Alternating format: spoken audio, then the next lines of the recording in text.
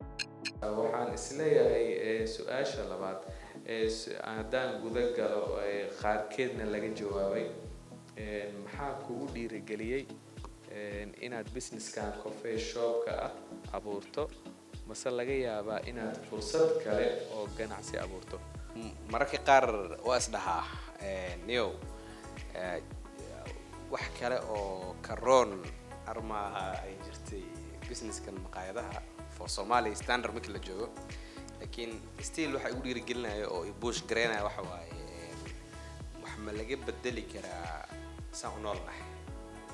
saan u dhaqanno saan wax u cunno banalka inta caawa ka hadlaya wax badan waxaan sheegi doonaa waxyaabaha iga qabsada yani shaqada inta ku jira one of the day adduunka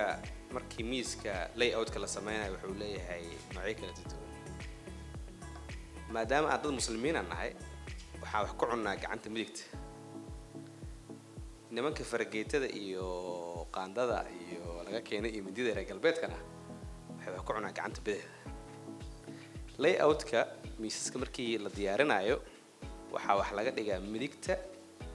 iyo bidixda iyo saxanka hortiisa markaan maqaayadan furnay oo aan sameynaynay designerska miisaska Ibrahim waa nala joogay markaan meesha furnay markii ugu horeysay perception-kan laga qaataa waxay ahayd niman dadka dhaqan doorinaya sababta maxaa keenay layout-ka miiska markaan diyaarinay fargeetadii iyo qaandadii ayaa waxaan dhignay bidixda spoonka caadigana midigtaan dhignay dessertkii lagu cunayna meesha hore la dhigay marka dadka qaar equation gareeyay say wax ugu cunaynaa meesha baasha saartay fiiriya dad muslimiin ma tihiin oo this and this marka still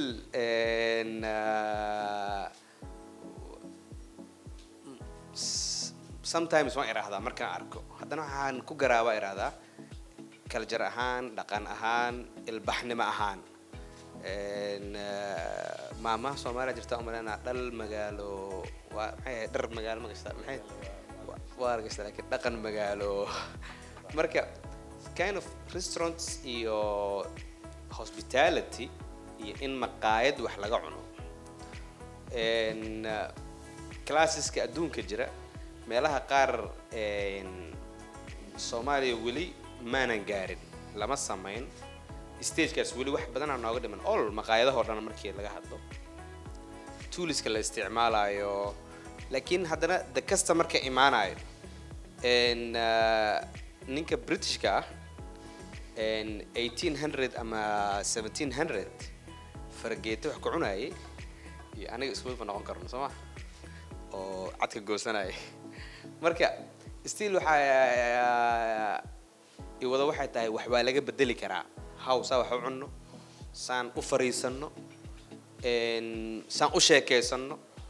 it could be waxa arkaysaa meeshan hadda aan fadhino haddii intaynan aan qolo walba miis ay fariisato waxaan hubaa qaarkeen baa banaanka u baxaya sababta waa maxay each two person walba oo wada fadhido waxay rabtaa inay sheekeysato okay oo bil aadan second waxay isku dayayaan volume-ka codka kor bay u qaadayaan the other two ag fadhiya waxay sameynayaan sida isku maqlaan marka waxyaabaha badanaa marka hadda maqaayada dhex wareegayo iyo aan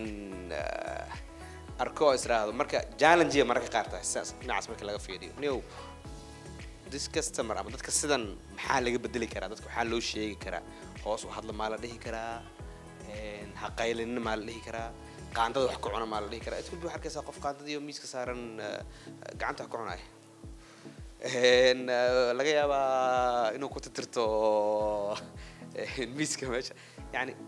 wax u baahan waa marka qaar waxay ku tusinay waxa is leedahay niyow isdhiib oo wax ma laga bedeli karo